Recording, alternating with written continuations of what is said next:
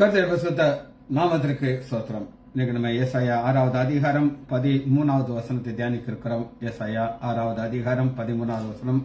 ஜெபத்தோடு இந்த செய்திக்குள்ளே கலந்து செல்லும். கிருபை எம்மை சூழ்ந்து கொள்ளும் தாம் கிருபை, கர்த்தரில் மகிழ்வோம் களி கோர்ந்திடுவோம் கண்டடைந்தோம் கிருபை, கர்த்தரில் மகிழ்வோம் களி கோர்ந்திடுவோம் கண்டடைந்தோம் கிருபை. யோர்தானை கடந்து வந்தோம் எங்கள் இயேசுவில் பலன் அடைந்தோம். யோர்தானை கடந்து வந்தோம் எங்கள் இயேசுவில் பலன் அடைந்தோம். சேனையின் கர்த்தர் முன்னே நடந்தார், சோர்வின்றி காத்து கொண்டார். சேனையின் கர்த்தர் முன்னே நடந்தார், சோர்வின்றி காத்து கொண்டார். கிருபை எம்மை சூழ்ந்து கொள்ளும் தாம் கிருபை, கர்த்தரில் மகிழ்வோம் களி கோர்ந்திடுவோம் கண்டடைந்தோம் கிருபை.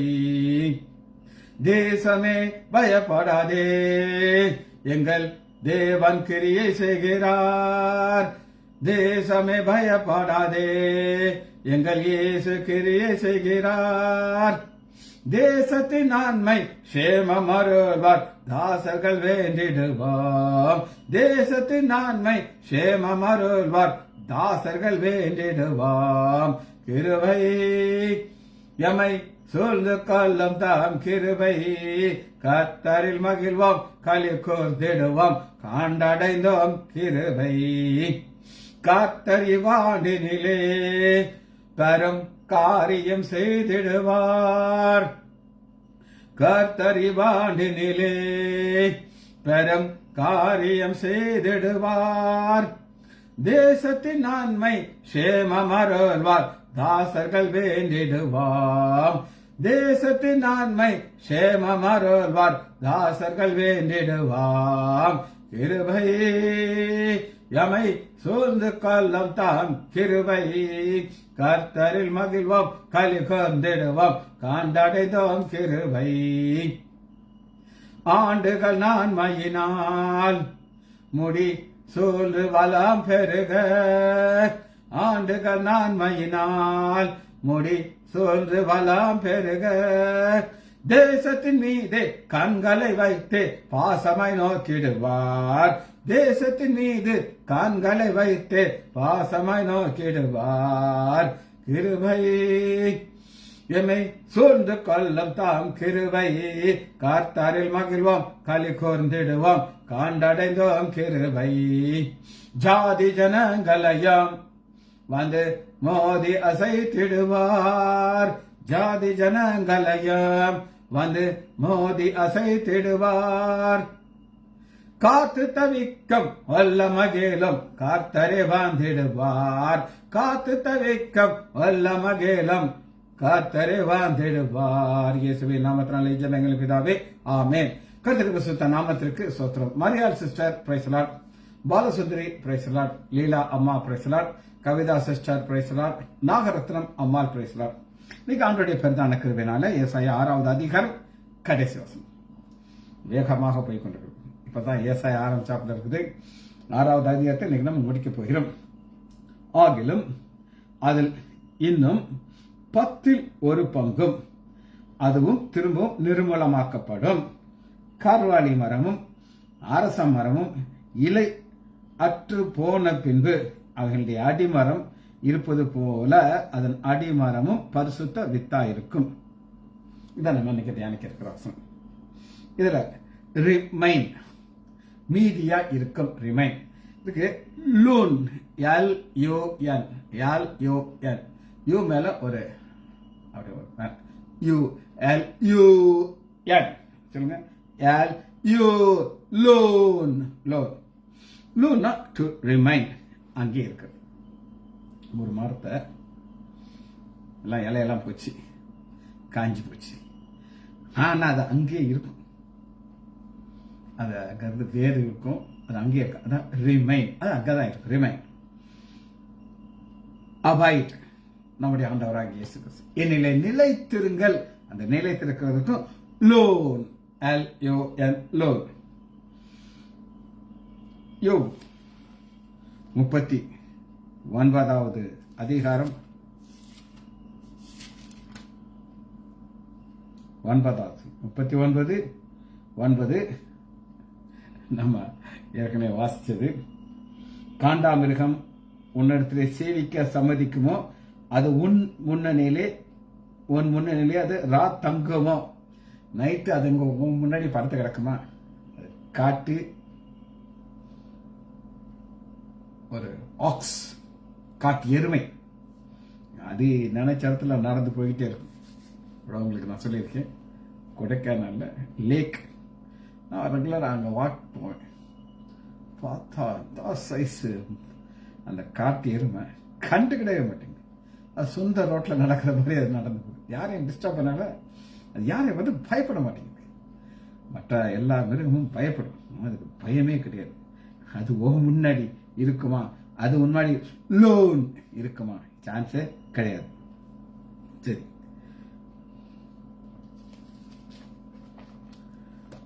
ஆதியாகமம் 19வது அதிகாரம் 2வது வசனம். ஆதியாகமம் 19:2. லோத்து 2 தூதர்கள் வராங்க. சாயங்காலம் ஆயிடுச்சு, ராதம் ஆகுது. அப்ப 2வது வசனம் பாருங்க. அதற்கு அவர்கள் அப்படியல்ல, வீதியிலே தங்குவோம், ராத்திரி இங்கே நாங்க தங்கி இருப்போம். ரிமைன். அப்ப நைட் ஃபுல்லா எங்களுடைய என்னது ஸ்ட்ரிக்ட். நோ, அங்கே நீங்க இருக்கக்கூடாது, சேஃப்டியில வீட்டுக்கு உள்ள வாங்க. அப்ப ரிமைன், ராத்திரி ஃபுல்லா நாங்க எங்க தான் இருப்போம். இந்த வசனத்தை வாசிக்கிறேன். அதற்கு அவர்கள் அப்படியல்ல, வீதியிலே தங்குவோம். வீதியிலே தங்குவோம். தங்குறதுனா லூன், LUN. சரி, இந்த லூன் இன்னொரு இடத்துல நம்ம எங்க பாக்குறோம் அப்படின்னு கேட்டீங்கன்னா, செப்பனியா எடுத்துக்கோங்க.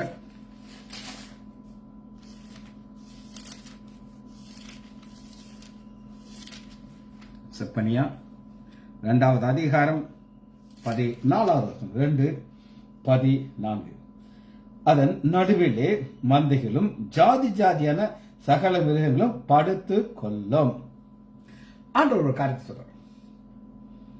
ராத்திரி படுத்துக் கொள்றதற்கு ரிமைன் அங்கேயே இருக்கும். அப்ப நைட் ஃபுல்லா அது அங்கதான் இருக்கும். அப்ப நைட் ஃபுல்லா அங்க இருக்கிறதுக்கு என்ன வார்த்தை கொடுக்கிறோம்? Loan, LUN, loan.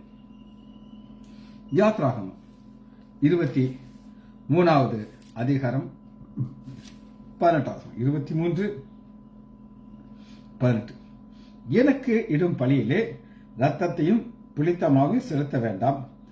எனக்கு இடும் பலி கொழுப்பை விடியற்காலம் வரைக்கும் வைக்கும். விடியற்காலம்னா ராத்திரி முழுவதும், நைட் ஃபுல்லா கூட இருக்கக்கூடாது. இப்ப யோபு சொல்றாரு, காட்டு எருமை ராத்திரி தங்குமா? ராத்திரி லூன். லோத்திட்ட சொல்றாங்க 2 தூதர்கள், நாங்க ராத்திரி ஃபுல்லா வீதியில தான் நாங்க தங்குவோம். ஆண்டவர் சொல்றாரு, நைட் ஃபுல்லா கொழுப்பை தகனிக்காம வைக்கக்கூடாது. சரி, மறுபடியும் யோபு கூறுகிறோம். 19வது அதிகாரம்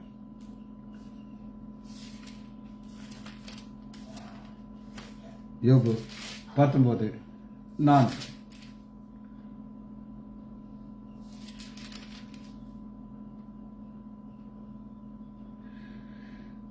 நான் தப்பி நடந்து மெய்யானாலும் என் தப்பிதம் என்னோடு தான் இருக்கிறது. அந்த தப்பிதங்கிறது அது என்னோட போகாது, அது என்னோடு தங்கி இருக்கும். எனக்குள்ளேயே அந்த தப்பிதம், ராங் திங் இருக்கும்னு சொல்லி அவர் சொல்கிறார். ஏசாயா 1வது அதிகாரம்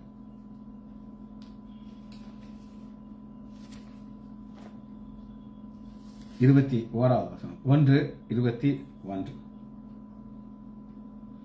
உண்மையுள்ள நகரம் எப்படி தேசியாயிற்று? அது நீதியால் நிறைந்திருந்தது. நீதி அதன் குடி இருந்தது. நீதி அதிலே கொடி இருந்தது. நீதிங்கிறது என்ன செய்யுது? அங்கதான் இருந்துச்சு, அனப்ப போயிடுச்சு. சரி, முதல்ல ஒரு வார்த்தை நம்ம பார்த்தாச்சு, ரிமைன். 2வது நம்ம பார்க்கிறோம் வித்து, சீட். இதெல்லாம் நம்ம ஏற்கனவே தியானிச்சதுதான், அதை நான் ரிப்பீட்டேஷன் உங்களுக்கு கொடுக்குறேன். சீட் சீடுக்கு இது ஒரு கிரேக்க வார்த்தை ஸ்பெர்மா. Sperma, SPERMA, sperma. இந்த ஸ்பெர்மாங்கிற வார்த்தைக்கு இல்லைதான் ஸ்பெர்ம், ஆண் விந்து அப்படின்னு பார்க்கணும். அந்த ஆணுடைய விந்துனா என்ன அர்த்தம்னா அவருடைய குணாதிசயம் ஃபுல்லா அப்படி உண்டாயிருக்கு. இந்த வித்த முதலாக நீங்க எங்க பார்க்கலாம் அப்படின்னு கேட்டீங்கன்னா, ஆதியாகமம் 1வது அதிகாரம் 11வது வசனம். அப்பொழுது தேவன் பூமியானது புல்லையும் விதையையும், அந்த விதையத்தை தான் நம்ம பார்க்கிறோம், ஸ்பெர்மா, SPERMA, ஸ்பெர்மா, வித்தையும் பிறப்பிக்கும் பூண்டுகளையும் பூமி மேல் தங்கும் தங்கள் விதைகளை உடைய கனிகள். அவர் ஒரு விதையை உண்டு பண்ணுகிறார், அந்த விதையை கனிக்குள்ள வச்சுறாரு, அது வந்து மல்டிபிள் ஆகி வந்துட்டு இருக்கும். அப்ப அதனுடைய கேரக்டர் அப்படி இருக்கு. தக்காளி விதை அப்படின்னு இருக்கு, கத்திரிக்காய் விதை இருக்கு. இந்த கத்திரிக்காய் விதையை போட்டோம்னா கத்திரிக்காய் தான் வரும். அதுபோல நம்ம பார்க்கிறோம், ஒரு ஸ்பெர்ம் ஒரு மனிதன் இருந்து கேரக்டர் அப்படி வரும். உதாரணத்துக்கு நான் சொல்றேன், என்னுடைய பேரண்ட் ஸ்டீவ் சுஜித் ராஜ், அவனுடைய குணாதிசயம் எங்கெங்கெல்லாம் வந்ததுங்கிறத நாங்கள் அனலைஸ் பண்ணி பார்ப்போம். அந்த கலர் எங்கிட்ட வந்துருச்சு. ஆனா பிரெயின் படிப்பு எங்க மாமியார் வந்துச்சு. எங்க மாமியார் ஒரு கோல்டு மெடலிஸ்ட். அவங்க எக்ஸாம்ல ஃபுல் மார்க் வாங்கிடுவாங்க, கோல்டு மெடல் வாங்குவாங்க. இவன் அந்த மாதிரி ஃபுல் மார்க் வாங்குவாங்க. அதே மாதிரி அவனுடைய சாப்பிட்ற டெக்னிக் எங்களுடைய மாமனார் ஒன்று இருக்கு. அவர் எப்படி சாப்பிடுறது அப்படி இவன் சாப்பிடுவோம். ஸோ அந்த வித்துக்குள்ள எல்லாம் சேர்ந்து வந்துருச்சு. அதான் ஸ்பெர்மா அப்படின்னு பார்க்கிறோம். இந்த ஸ்பெர்மா மத்தேயு 13வது அதிகாரம் 24வது வசனத்துல நம்ம பார்க்கிறோம். மத்தேயு 13:24 அது ஃபுல்லா ஒரு விதையை விதைக்கிற ஒரு சம்பவத்தை நம்ம பார்க்கிறோம். ஒரு மனிதன் விதை விதைக்க செல்கிறான். 13வது அதிகாரம் 21 அது ஆரம்பம். சில விதைகள், ஒரு மனிதன் விதை விதைக்க, ஒரு மனிதன் ஸ்பெர்மா விதைக்க போகிறார். ஸ்பெர்மா 24வது வசனம், 13:24.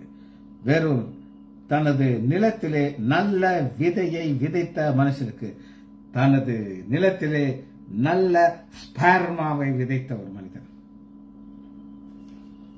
எடுத்துக்கலாமா? எபிரேயர் 2வது அதிகாரம் 16. ஆதலால் அவர் தேவதூதனுக்கு உதவியாக கை கொண்டாலும் ஆபிரகாம் சந்ததி.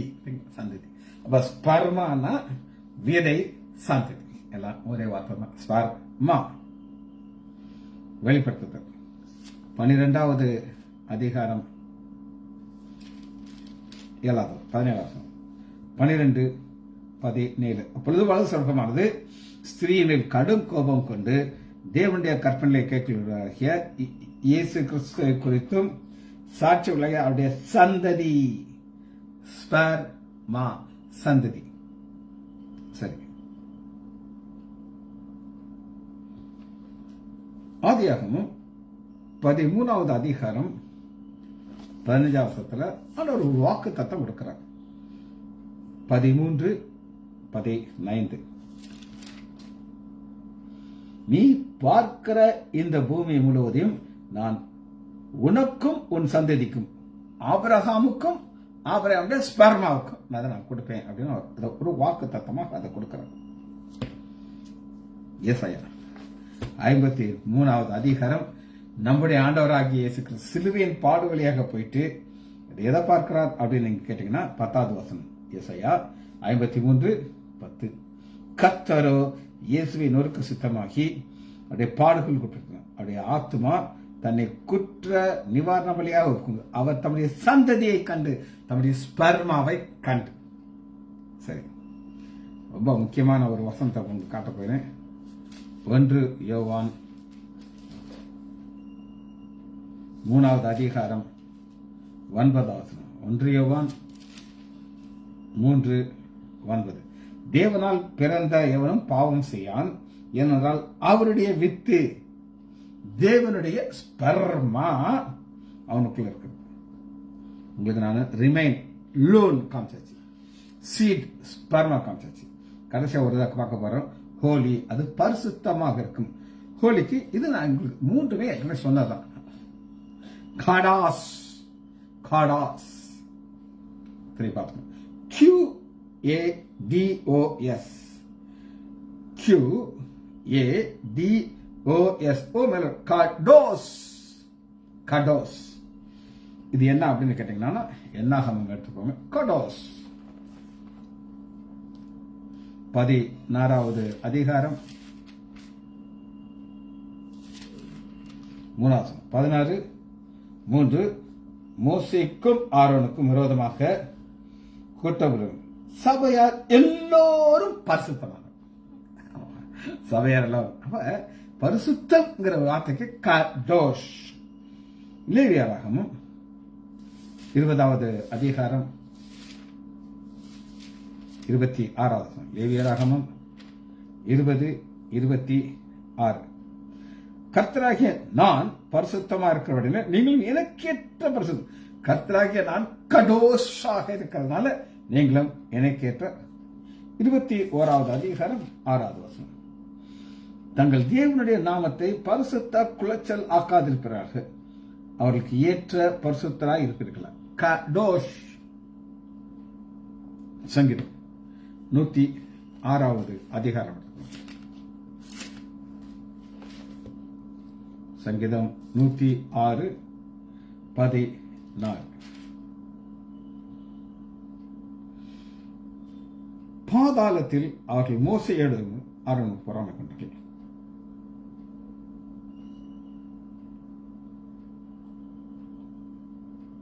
கர்த்தருடைய பரிசுத்தனாகிய ஆரோன், கர்த்தருடைய பரிசுத்தனாகிய ஆரோன்.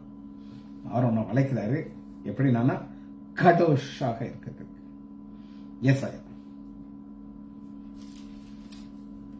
1வது அதிகாரம் 4வது வசனம். ஏசாயா 1:4.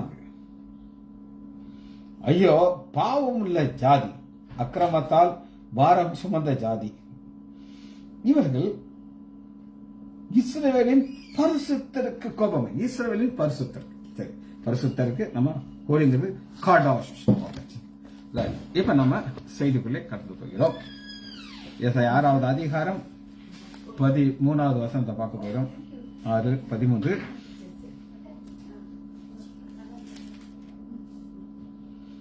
ஆகிலும், இந்த ஆகிலும்ங்கிறது என்ன அப்படின்னு ஆரம்பிக்குதுன்னா அப்படின்னு கேட்டீங்கன்னா, ஆகிலும்ங்கிறது என்னன்னா ஆண்டவர் ஒரு அழிவை கொண்டு வருகிறார்.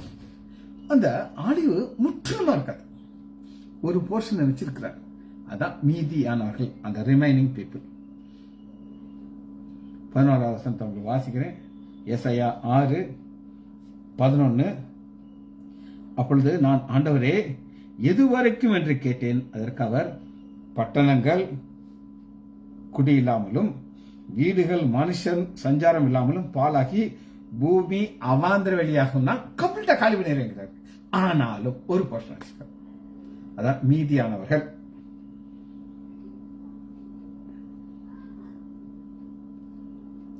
ஆகிலுங்கிறதுக்கு என்ன ஒரு இங்கிலீஷ் பார்த்தீங்கன்னா பட் எட். சொல்லுங்க, பட் எட், பட் எட். ஏசாயா 4வது அதிகாரம் 3வது வசனம். அப்ப அந்த ஒரு போர்ஷனை அவர் பரிசுத்தமாக்கிறதுக்கு எப்படி அதை செய்கிறாங்க ப்ராசஸ்.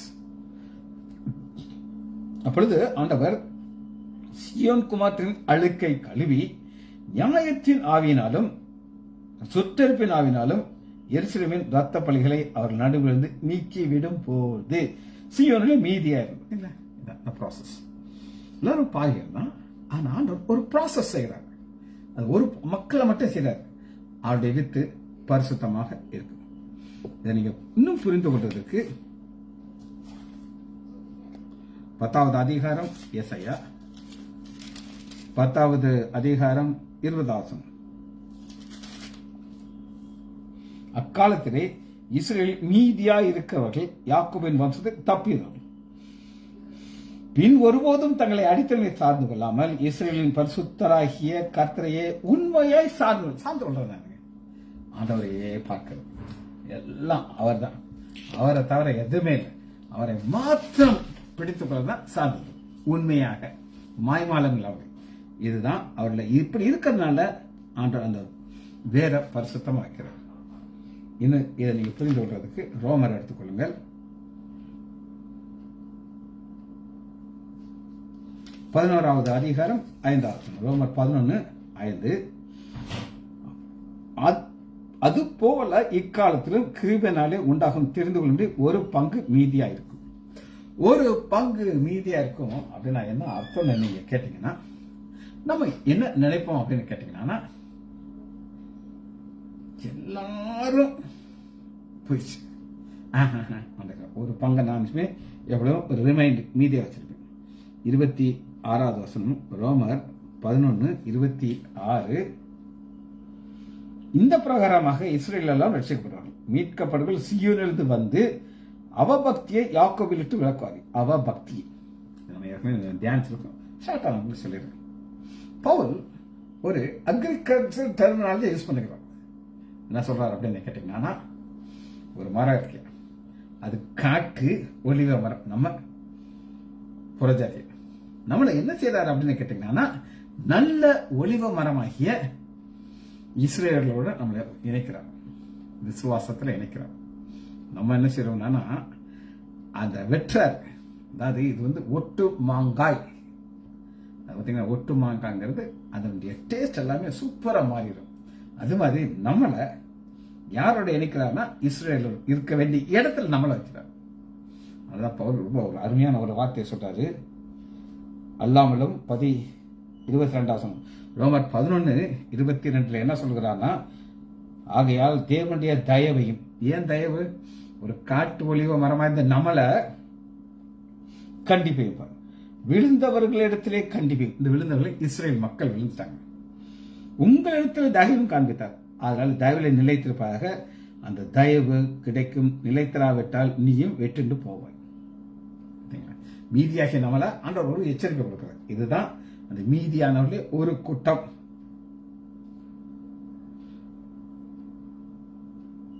இதனுடைய அடி மரம் அப்படிங்கிறது ஒரு மரத்தை ஊமையா சொல்றாரு. உங்களுக்கு வசனத்தை வாசிறேன், அவதான் நம்ம எதை தியானிக்கிறோம் உங்களுக்கு தெரியும். ஏசாயா 6வது அதிகாரம் கடைசி வசனம் 13. ஆகிலும் அதன் இன்னும் 10ல் ஒரு பங்கும் அது திரும்பவும் நிர்மலம், கார்வாலி மரம், அரச மரம், இலை அற்று போன பின்பு மரம் ஒரு ஓமையத்தான் வைக்கிறார். அது என்ன நீங்க அப்படி கேட்டீங்கன்னா, ஏசாயா 1வது அதிகாரம் 29வது வசனத்தை வாசிக்கணும். நீங்கள் விரும்பின கருவளி மரங்கள் நிமித்தமும் வெட்கப்படுவீர்கள், நான் தெரிந்து கொண்ட தோப்பு நிமித்தமும் நாணமடைவீர்கள், இலை உதிர்ந்த கருவளி மரத்தை போலவும் இருப்பீர்கள். இப்ப ஆண்டவர் வந்து ஒரு மரத்தோட கம்பேர் பண்ணுகிறார். ஏன்னா அவங்க டெய்லி அந்த மரத்தை பார்க்கறாங்க. இந்த மரத்துக்கு ஊமியாத்தான் நீங்களும் இருக்கேன்னு சொல்லிதான் அந்த அடி வேர் எப்படி இருக்கணும், பரிசுத்தமா இருக்குன்னு சொல்லி ஆண்டவர் விளக்கமா சொல்லுகிறார். சரி, இது யோபுட்ட கேட்டீங்கன்னா, யோபு இன்னொரு விதத்துல நமக்கு அதை சொல்லிக் கொடுப்பாரு. யோபு இதை எப்படி சொல்லிக் கொடுப்பாரு அப்படின்னு கேட்டீங்கன்னா, 14வது அதிகாரம் 7வது வசனம் யோபு 14:7. ஒரு மரத்தை குறித்தாவது நம்பிக்கை உண்டு, அது வெட்டி போட்டாலும் திரும்பவும் தலைக்கும், அதன் இளங்கிளைகள் துளிர்க்கும், அதன் வேர் தரையிலே பழையதாகி அது அடிக்கட்டை மண்ணிலே செத்தாலும் அது வந்துடும். அதை குறித்து நம்பிக்கை இருக்கு. ஆனா நமக்கு அப்படி கிடையாது. நமக்கு என்னைக்கு நம்ம ஜீவன் போகுதோ அதோட சோழி போயிடுச்சு நம்ம நினைக்கிறோம், அது அப்படி கிடையாது. சரி, இதனால இவர்களுடைய நிலைமை, இஸ்ரேல் மக்களுடைய நிலைமை எப்படி ஆயிடுச்சு அப்படின்னு கேட்டீங்கன்னா, அவங்கள செழிப்பான ஒரு இடத்துல வச்சிருந்தாங்க. நம்ம ஏற்கனவே பார்த்திருக்கோம். 5வது அதிகாரத்துல ஒரு திராட்சை தோட்டத்தை பார்க்கிறோம். செழிப்பான இடத்துல வச்சிருக்காரு, நல் குல திராட்சை கொண்டு வச்சிட்டாரு. ஆனா இப்ப அவங்களுடைய நிலைமை என்ன அப்படின்னு கேட்டீங்கன்னா, ஏசாயா 1வது அதிகாரம் 8வது வசனம், சீயோன் குமார்த்தி திராட்சை தோட்டத்தில் உள்ள ஒரு குச்சி போலவும், குச்சி எப்படி இருக்குங்க, இழைச்சி போய். யாராவது ரொம்ப கட்ட கட்ட கடனை வெயிட் குறைஞ்சிட்டாங்கன்னா எங்களுக்கெல்லாம் சின்ன ஒரு பயம் இருக்கும். எதனால அப்படின்னு சொல்லி, இங்க ரிலேஷன் ஒருத்தருக்கு கட்ட கட்ட கடனை வெயிட் குறைஞ்சிச்சு, பெரிய கொடீஸ்வரர்கள் பார்த்தா அந்த அம்மாவுக்கு கேன்சர் கட்டி குடல்ல இருக்குது. ஸ்மால் டிஸ்டன் லார்ஜ் டிஸ்டன் அந்த இடத்துல கட்டி வந்துருச்சு. எல்லா டெஸ்ட்டும் பார்த்தாங்க, சுகர் இருக்கா, சுகரும் கிடையாது, ஒன்றும் கிடையாது. கடைசியில் அவங்க கண்டுபிடிச்சாங்க அங்கே கேன்சர் கட்டி இருந்துச்சுன்னு. இது வெயிட்டை குறைக்க வச்சு. அது மாதிரி இவங்களுக்கு பாவங்கிறது என்ன செய்யுதுன்னா அவங்கள குச்சி மாதிரி ஆக்கிடுச்சு. இதைத்தான் நம்ம பார்க்கணும். யோபு 19வது அதிகாரம் 10வது வசனம். யோபு 19:10. அவர் என்னை 4 புறமும் நாசமாக்கினார். நான் அற்று போகிறேன். நம்பிக்கையை ஒரு செடி போல் பிடுங்கியது. ஒரு செடியை பிடுங்கி தூர தூக்கி போட்டலாம், ஆனா மரத்தை தூக்கி போட முடியாது. ஆனா அந்த மரத்துல வேர் மாத்திரம் எப்படி இருக்குன்னா பரிசுத்தமா இருக்குங்க. அங்கிருந்து வருகிறதான் நம்ம கடோஷ் அப்படிங்கிற வார்த்தையை பார்த்தோம். ஆண்டவர் பரலோக ராஜ்யத்தை ஓமையாக சொல்லும்போது ஒரு மரத்தை காட்டார். அது என்னன்னு பார்ப்போம். மத்தேயு 13வது அதிகாரம் 31வது வசனம். வேறொரு ஊமையை அவருக்கு சொன்னார். பரலோக ராஜ்யம் கடுகு விதைக்கு ஒப்பாரு. கடுகு விதை எவ்வளவு சின்னதா இருக்கு பாருங்க. ஆனா அது கொஞ்சம் கொஞ்சமா வளர்ந்து என்ன செய்யுது அப்படின்னு கேட்டீங்கன்னா சகல பூண்டுகளிலும் பெரிதாகி ஆகாயத்து பறவைகள் அதன் கிளையிலே வந்து அடையத்தக்கத மரமாக வரும். கடுகுங்கிறது கடுகு ஆக்சுவலாக அது ஊமையாக சொன்ன இம்முட்டு கொண்டா இருக்குது. ஆனா பெருசாகி கிளைகள் எல்லாம் நாங்க நினைச்சலாம் தங்கலாம். அந்த அளவுக்கு ஆண்டவரை விருத்தி பண்ணுகிறார், பெரிதாக மாற்றுகிறார்.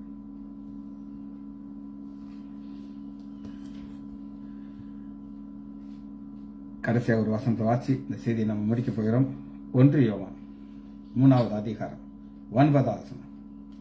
1 யோவான் 3வது அதிகாரம் 9வது வசனம். தேவனால் பிறந்த எவனும் பாவம் செய்யான் என்றால் அவருடைய வித்து அவனுக்குள் தத்துக்குது. அவன் தேவனால் பிறந்தபடினாலே பாவம் செய்ய மாட்டான். அடுத்து பாருங்க 10வது. இதனாலே தேவனுடைய பிள்ளைகள் இன்னார் என்றும் பிசாசுடைய பிள்ளைகள் என்று வெளிப்படும். தேவனுடைய பிள்ளைகள்னா அவங்க பாவம் செய்ய மாட்டாங்க. ஜெபி மகா இரக்கமும் கிருபையுமுள்ள பிதாவே துதிக்கிறோம் ஐயா. நம்முடைய பெரிதான கிருபையினாலே 6வது அதிகாரத்தை இன்று முடிக்க நீர் பாராட்டும் நன்மைக்காக நன்றி ராஜா. தொடர்ந்து எங்களை தியானிக்க எங்களுக்கு பலன் தங்கப்பா, ஆசீர்வதிப்பா. பிள்ளைகள் ஒவ்வொருவரையும் என் ஆண்டவராகிய இயேசு கிறிஸ்துவின் நாமத்தினாலே ஆசீர்வதிக்கிறேன். இயேசுவின் நாமத்தினால் ஜெபங்கள் பிதாவே. ஆமேன், ஆமேன், ஆமேன். வெளியே இருப்போம் முடியல.